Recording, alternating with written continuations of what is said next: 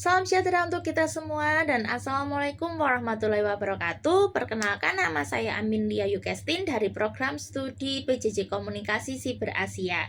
Pada kesempatan kali ini saya akan mempresentasikan tugas digital imaging saya yang mencakup 5 pertanyaan dari dosen pengampu kita, Bapak Muhammad Rasya Saputra, SIKOM, MIKOM.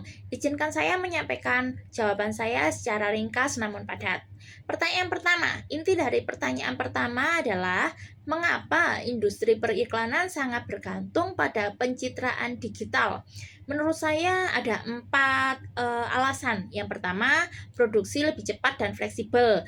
Gambar bisa diedit tanpa perlu pemotretan ulang, menghemat waktu dan biaya. Yang kedua, kreativitas tanpa batas. Desainer bisa menggabungkan dunia nyata dan imajinasi mereka menjadi visual yang fantastik dan menarik perhatian.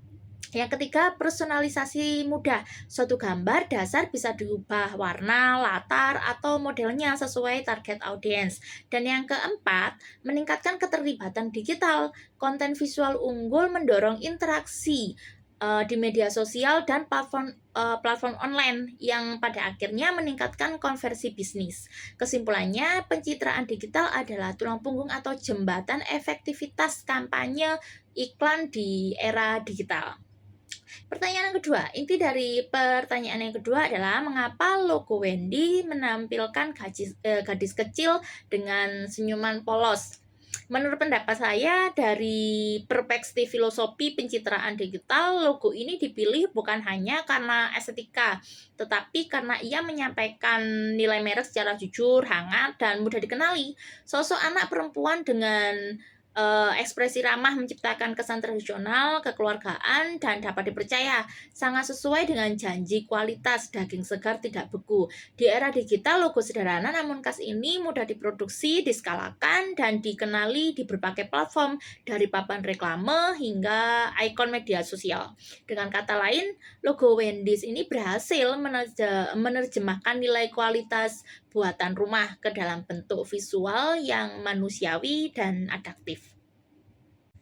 Pertanyaan yang ketiga. Inti dari pertanyaan ketiga adalah format gambar apa yang akan digunakan Mr. A untuk mendesain wallpaper Windows terbaru dan mengapa? Menurut saya, Mr. A akan menggunakan format PNG atau BMP dengan alasan yang pertama, kualitas lossless, gambar tetap tajam tanpa artefak kompresi. Yang kedua, cocok untuk berbagai resolusi dari layar standar hingga 8K. Tidak ideal menggunakan JPEG karena kompresinya yang lossy bisa merusak gradasi halus seperti langit atau bayangan. Yang ketiga, kompatibilitas luas. PNG dan BMP sudah teruji stabil di seluruh perangkat Windows. Kesimpulan saya, Microsoft sebagai perusahaan teknologi terkemuka pasti mengutamakan kualitas visual terbaik sehingga PNG atau BMP adalah pilihan paling profesional. Pertanyaan yang keempat, inti dari pertanyaan keempat adalah bagaimana menyeimbangkan aperture shutter speed dan ISO untuk membekukan aksi di stadion minim cahaya. Berdasarkan segitiga exposure, langkah saya adalah yang pertama, shutter speed tinggi 1/500 detik atau lebih untuk membekukan gerakan atlet. Ini prioritas utama yang tidak bisa dikompromikan. Yang kedua, aperture selebar mungkin f/1.8 atau f2/8 agar cahaya masuk maksimal sebagai kompensasi dari ranah cepat.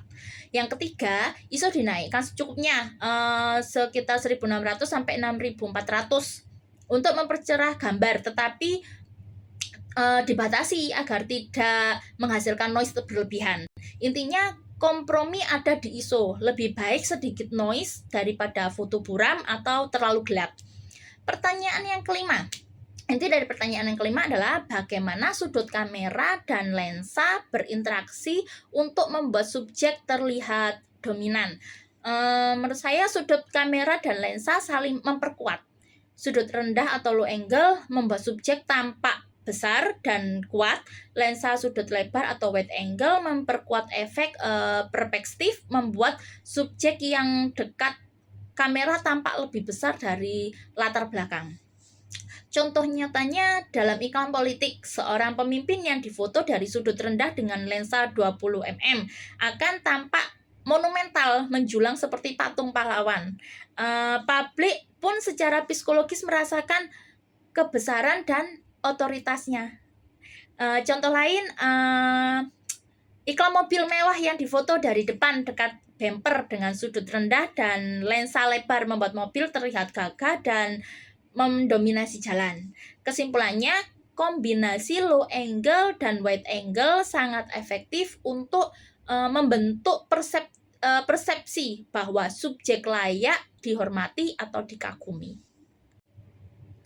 Kesimpulan akhir dari kelima pertanyaan ini, saya belajar bahwa pencitraan digital bukan sekadar teknologi, melainkan bahasa visual yang powerful. Ia digunakan untuk menyampaikan nilai merek seperti Wendy's, memiliki format terbaik untuk kualitas seperti PNG untuk Microsoft, menyeimbangkan teknis fotografi di kondisi sulit hingga membentuk persepsi publik melalui sudut kamera dan lensa.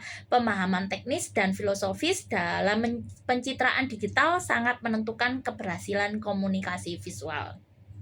Terima kasih Bapak dosen, saya sangat mengapresiasi kesempatan ini. Saya menyadari bahwa gambar tidak hanya dilihat tetapi juga dimaknai. Semoga presentasi singkat ini bermanfaat dan berkenan di hati Bapak.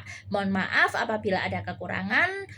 Salam sejahtera bagi kita semua. Wassalamualaikum warahmatullahi wabarakatuh. Salam hangat, Amin Lia Yukestin, mahasiswa PJJ Komunikasi Siber Asia yang terus belajar.